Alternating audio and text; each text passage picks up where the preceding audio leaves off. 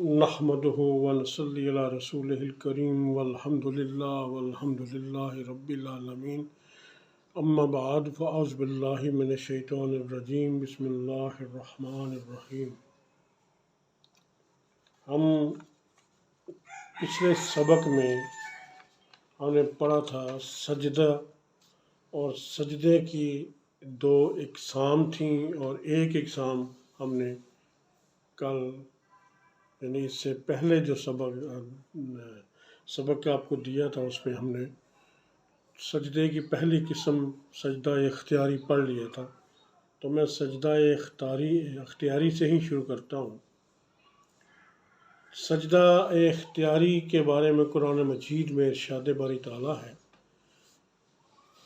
فَاسْجُدُوا لِلَّهِ وَاعْبُدُوا، سورہ نجم آیت نمبر 62 یعنی 62 میں اللہ رب العزت ارشاد فرماتے ہیں، سو تم اللہ کے لیے سجدہ کرو اور اس کی عبادت کرو۔ تو یہ سجدہ ہے، اور ایک اور سجدہ ہے دوسری قسم کا جس کو سجدہ تسخیر کہتے ہیں۔ سجدہ تسخیر انسان، حیوان، نباتات سب ادا کرتے ہیں۔ قرآن مجید میں ہے اس سجدے کے متعلق، وَلِلَّهِ يَسْجُدُ مَنْ فِي السَّمَاوَاتِ وَالْأَرْضِ طَوْعًا وَكَرْهًا، اور جو آسمانوں اور زمین میں ہے سب خوشی سے یا مجبوری سے اللہ ہی کو سجدہ کرتے ہیں۔ اب ہم چلتے ہیں سجدہ کے شرعی جو معنی ہے اس کی طرف، لیکن اس طرف جانے سے پہلے میں عرض کرتا چلوں کہ پیچھے میں نے جو آیت پڑھی تھی، فَاسْجُدُوا لِلَّهِ وَاعْبُدُوا، یہ آیت سجدہ ہے۔ جس نے یہ مجھ سے سنی ہے وہ یا سے سجدہ کر لے۔ سجدہ قرآن پاک، سجدہ کلام پاک، جو ہم کلام الہی کے دوران جو سجدہ آ جائے وہ جو سجدہ کرتے ہیں، یہ وہی سجدہ ہے، اور اس سجدے کو ادا کر لیں، چاہے ابھی کر لیں چاہے یہ سبق پورا ہونے کے بعد کر لیں۔ اب ہم آتے ہیں سجدے کے شرعی معنی کی طرف۔ سجدے کے شرعی معنی کے متعلق علامہ بیضاوی لکھتے ہیں، عبادت کے قصد سے پیشانی زمین پر رکھنا یہ سجدہ کہلاتا ہے، یعنی یہ سجدے کے شرعی لحاظ سے جو معنی ہے۔ اب اس کی تھوڑی سی تفصیل کی طرف جاتے ہیں کہ پیشانی کو زمین پر رکھنا، پھر ہاتھوں اور گھٹنے یا پیروں میں سے کسی ایک کے زمین پر رکھنے پر موقوف ہے۔ اس لیے سجدے کا رکن پیشانی، دونوں ہاتھ، دونوں گھٹنے اور پیروں میں سے کسی ایک کو زمین پر رکھنا ہے، اور سنت کے مطابق سجدہ 7 اعضاء پر ہوتا ہے۔ سجدہ 7 اعضاء پر ہوتا ہے۔ سب سے پہلا جو حصہ ہے وہ چہرہ کہلاتا ہے، پھر دونوں گھٹنے کہلاتے ہیں، پھر دونوں ہاتھ کہلاتے ہیں، اور پھر دونوں پیر کہلاتے ہیں۔ چہرہ ایک ہو گیا، دونوں گھٹنے 3 ہو گئے، دونوں ہاتھ 5 ہو گئے، اور دونوں پیر 7 ہو گئے، یعنی 7 اعضاء پر سجدہ ہوتا ہے۔ میں ٹھہرا اس لیے کہہ رہا ہوں کہ ان باتوں کا ہم سب کو علم ہونا چاہیے کہ سجدے کے متعلق سجدہ نماز کا بڑا اہم ایک رکن گنا جاتا ہے، بہت ہی اہم۔ تو اس لیے سجدے کے متعلق ہمیں صحیح معلومات ہونی چاہیے۔ اچھا جی، اب آگے چلتے ہیں۔ سجدہ آدم، اصل موضوع تو ہمارا آدم علیہ السلام نے جو سجدہ تھا جو کروایا گیا تھا وہ ہے نا، ہم تو اس طرف آنا، لیکن اس طرف آنے کے لیے یہ سجدے کو سمجھنا، پرکھنا، پڑھنا ضروری ہے، اس کی قسموں کو جاننا ضروری تھا، اس لیے یہ قسموں کو بھی بیان کر دیا گیا۔ اصل میں ہم نے جانا ہے سجدہ آدم کی طرف اور انکار ابلیس کی طرف۔ اچھا جی، بعض علماء نے جو یہ لکھا ہے کہ پیروں کی انگلیاں اٹھ جائیں یا مڑ جائیں تو سجدہ نہیں ہوتا، یہ غلط ہے علامہ بیضاوی کے مطابق۔ اس کی پوری تفصیل و تحقیق آپ کو شرح مسلم کی جلد اول میں مل جائے گی۔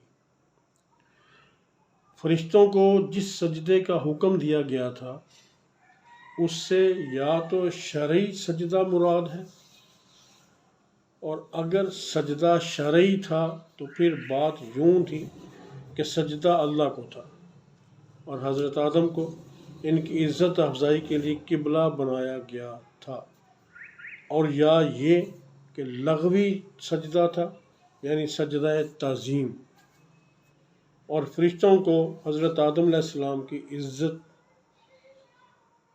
ان کی عزت کے لیے جھک جانے کا حکم تھا، جیسے حضرت یوسف علیہ السلام کے بھائیوں نے حضرت یوسف علیہ السلام کو سجدہ کر کے ان کی تعظیم کی تھی۔ میرے خیال سے یہ جو میں نے پڑھا کہ اس کی روح یہ سجدہ تعظیمی تھا اور آدم علیہ السلام کو تھا، یہ ہی ٹھیک ہے، لیکن آگے اللہ بہتر جانتا ہے کیا ٹھیک ہے کیا غلط ہے، اس سے بہتر کوئی نہیں جان سکتا۔ اللہ تعالیٰ کا ارشاد ہے، اللہ تعالیٰ کا ارشاد ہے سورۃ البقرہ آیت نمبر 34 میں، تو ابلیس کے سوا سب فرشتوں نے سجدہ کیا، اس نے انکار کیا، تکبر کیا اور کافر ہو گیا۔ وہی جو بات پہلے ہم نے کی تھی، اب اسی کی طرف ہم واپس آ رہے ہیں۔ سجدہ آدم میں اب اگلی بات ہے تکبر کی، کہ تکبر کا معنی کیا ہے، کیونکہ ان چیزوں کا تعلق ہے سجدہ نہ کرنے سے۔ تکبر کا معنی اور ابلیس کے تکبر کی مختصر سی تعریف آپ کے سامنے بیان کرتا ہوں۔ تکبر کا معنی ہے کوئی شخص اپنے آپ کو دوسروں سے بڑا خیال کرے۔ تکبر کا معنی ہے کوئی بھی شخص اپنے آپ کو کسی دوسرے سے بڑا خیال کرے تو یہ تکبر ہے، اور قرآن میں استکبار کا بھی ذکر ہے، اسی آیت میں استکبار کا ذکر ہے۔ تو استکبار کا معنی ہے کہ اپنے لیے بڑائی طلب کرنا۔ ایک ہے کہ اپنے آپ کو افضل گننا، اور دوسرا ہے کہ کچھ معاملات ایسے کرنے کہ آپ کی بڑائی ہو، آپ اب بڑائی طلب کر رہے ہو کہ میں منوں لوگی کہیں کہ میں بہت اعلیٰ ہوں۔ یہ استکبار ہے اور یہ شیطان کی طرف منسوب ہے۔ امام مسلم اپنی سند کے ساتھ حضرت عبداللہ بن مسعود سے روایت کرتے ہیں کہ نبی کریم صلی اللہ علیہ وآلہ وسلم نے فرمایا، جس شخص کے دل میں رائی کے دانے کے برابر بھی تکبر آ گیا، اب یہ استکبار کی بات نہیں ہو رہی، استکبار اس سے زیادہ گناہ ہے، تکبر کی بات ہو رہی ہے۔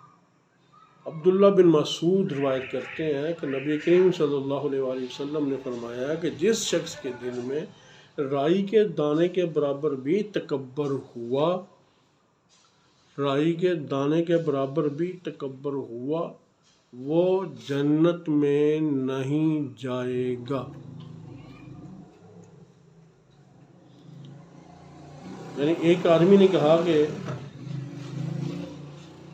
ایک آدمی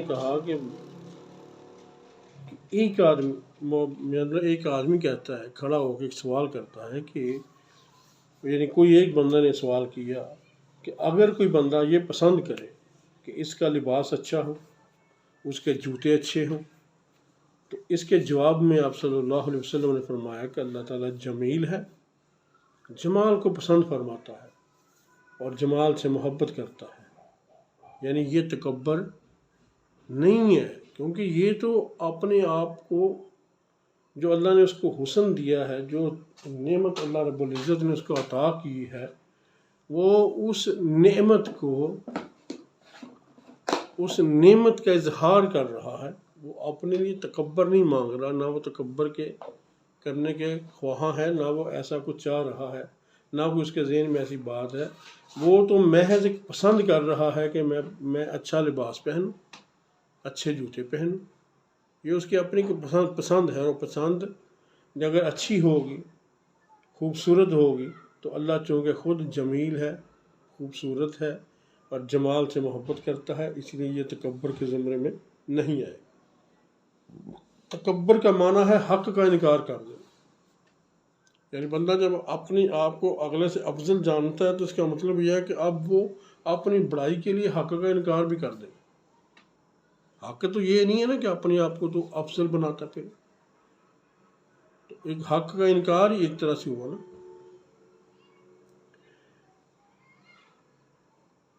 اور تکبر کا تو یہ معنی ہو گیا کہ حق کا انکار کرنا اور لوگوں کو حقیر جاننا. لوگوں کو حقیر جاننا. جو ایسا کرے گا وہ تکبر میں جائے گا، اور تکبر میں جانے والا جنت کا راستہ بھول جاتا ہے. صحیح مسلم کی جلد 1 میں آپ کو یہ روایت مل جائے گی. ابلیس کا تکبر کیا تھا؟ اب ہم یہ 2 سبق کریں گے، تیسرے میں ہو سکتا ہے ہم ایسا اپنے ٹاپک کو پورا کر دیں. ابلیس کا تکبر یہ تھا کہ اس نے اللہ تعالیٰ کے حکم کا انکار کیا. دیکھا نا، یہاں پر حکم میرا اللہ کا. تو اسی تکبر کی وجہ سے اس نے حکم کا انکار کر دیا اور حضرت آدم علیہ السلام کو حقیر جانا. اب وہ میں تم نہیں ہوں، وہ اللہ کا مقرب بندہ ہے، اللہ کا مقرب نبی ہے، ٹھیک ہے، پہلا خلیفہ ہے جو اللہ تعالیٰ بنا رہا ہے. اب اس نے اس کو حقیر جانا تو انکار کیا نا کہ میں اس کو سجدہ کروں، اس کے سامنے جھکوں. تو اس نے سجدہ کرنے سے انکار کر دیا کہ میں اس سے افضل ہوں. یعنی یہی تکبر شیطان کو لے ڈوبا. ابلیس نے کہا اللہ تعالیٰ کے اس حکم کو برا جانا. یعنی یہ جو حکم تھا اللہ کا سجدہ کرنے کا، اس کو اس نے پسند نہیں فرمایا، اس کو اس نے برا جانا، کیونکہ اس کے خیال میں وہ حضرت آدم علیہ السلام سے افضل تھا. یعنی وہی بات آ گئی نا جو پہلے تھی، کہ وہ آدم علیہ السلام سے اپنے آپ کو افضل مانتا تھا، اور افضل کو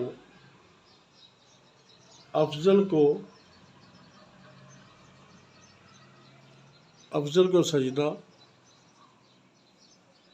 اپنے سے افضل کو تو سجدہ کیا جاتا ہے، لیکن وہ چونکہ اپنے آپ کو افضل مانتا تھا تو اس لیے اس نے یہ کام نہ کیا. اور اس کے نزدیک یہ تعظیم کا حکم دینا اور یہ اللہ کا سجدے کا حکم دینا سرے سے ہی اس کے نزدیک یہ غلط تھا. نعوذ باللہ، اللہ معافی عطا فرمائے. اور یاد رہے کہ اللہ تعالیٰ کے حکم کو برا ماننا کفر ہے. اللہ تعالیٰ کے حکم کو برا ماننا، غلط ماننا، یہ سیدھا کفر ہے. اور یہ سب سے پہلا کفر شیطان نے کیا، یہ سب سے پہلا تکبر شیطان نے کیا، یہ سب سے پہلے نبی کی تحقیر شیطان نے کی، یہ سب سے پہلے نبی سے اپنے آپ کو افضل شیطان نے مانا، شیطان نے جانا، اپنی افضلیت کو ترجیح شیطان نے دی.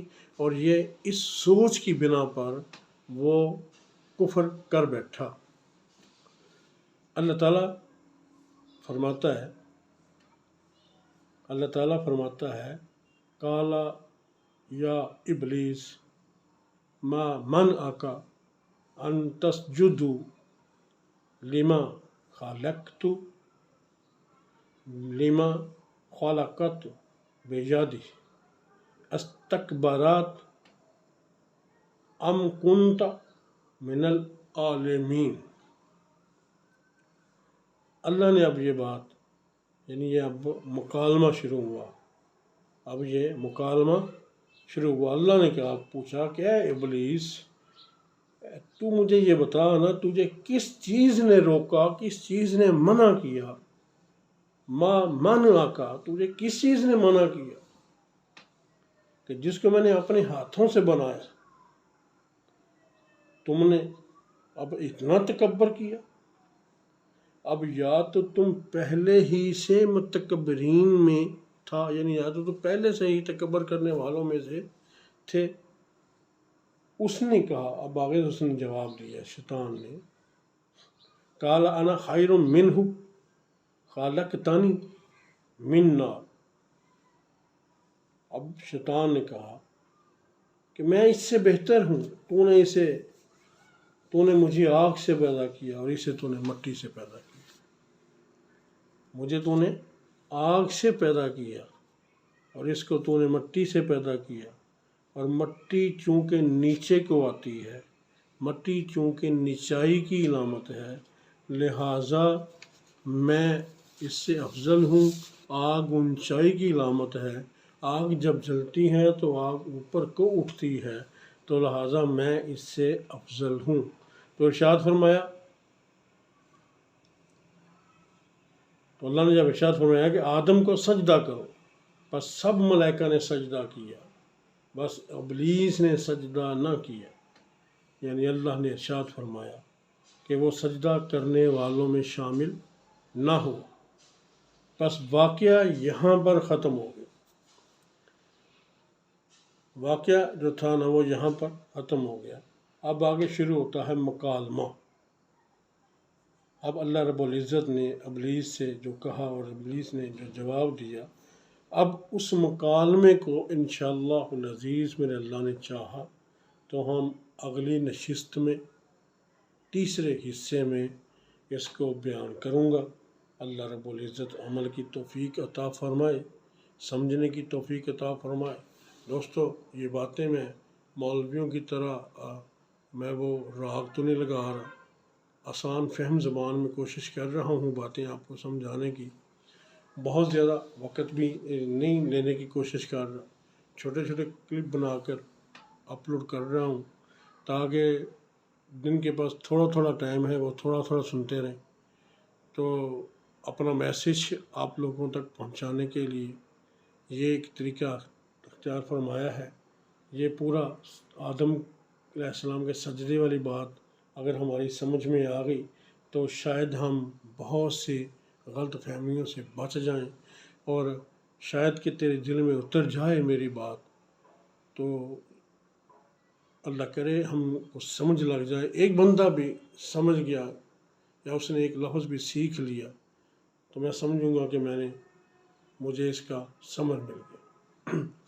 جتنے لوگ اس کو دیکھیں گے، جتنے لوگ اس کو دیکھیں گے، سمجھیں گے، پڑھیں گے اور سجدہ تلاوت سن کے سجدہ کریں گے اللہ کی بارگاہ میں، تو اس میں سے نیکیاں، ثواب شیئر کرنے والے کو بھی ملے گا، یہ کلپ بنانے والے کو بھی ملے گا، جس ذرائع سے جائے گا اس ذرائع سے اس کو اس میں سے حصہ ملے گا۔ میری آپ سے گزارش ہے، اس کو لائک بھی کیجیے گا، باقی تمام ویڈیوز کو تو آپ سب بھی لائک کرتے ہی ہیں، لیکن اسلامی ویڈیو کو بہت کم لوگ لائک کرتے ہیں، کہنے کے باوجود نہیں کرتے، انگلی سے اس کو آگے لے چلتے ہیں۔ برائے مہربانی اس کو لائک بھی کریں، سبسکرائب بھی کریں، اور پھر کمنٹ میں میسج بھی چھوڑیں۔ اگر آپ کو یہ معاملہ ہمارا ٹھیک لگ رہا ہے تو پھر اس کے لیے اچھے سے میسج بھی دیں، ٹھیک ہے، اور اس کو شیئر بھی کریں، شیئر ضروری ہے، ہونا تو یہ چاہیے کہ ہر بندہ جو سن رہا ہے نا وہ اس کو شیئر کرے، تاکہ شیئرنگ میں، ایفیلیشن میں، اس کو آگے پہنچانے میں، اس میسج کو زیادہ لوگوں تک پہنچانے میں ہم سب کا کردار ہو، اور اللہ اس عمل میں ہم سب کو جزائے خیر عطا فرمائے۔ آئندہ انشاءاللہ العزیز یہی سجدہ آدم ہم مکالمہ شیطان کے ساتھ جو اللہ کا ہے اس پہ روشنی ڈالیں گے، اس مکالمے کو سمجھیں گے اور اس کے پھر اس سے آگے چلیں گے، اسی سجدے کو وہ کوشش کریں گے کہ تیسرے یعنی اگلی نشست میں ہم اس کو مکمل کر دیں، لیکن یہ کوئی پتہ نہیں کہ یہ 5 نشستیں بن جائیں یا 5 سبق بن جائیں۔ بہرحال اللہ قبول اور منظور فرمائے، اللہ خیر عطا فرمائے، اللہ بہت خیر عطا فرمائے۔ آج یہ ہمارا دوسرا سبق، دوسری نشست اختتام کو پہنچتی ہے۔ آئندہ انشاءاللہ مکالمہ سے شروع کریں گے۔ وآخر دعوانا ان الحمدللہ رب العالمین۔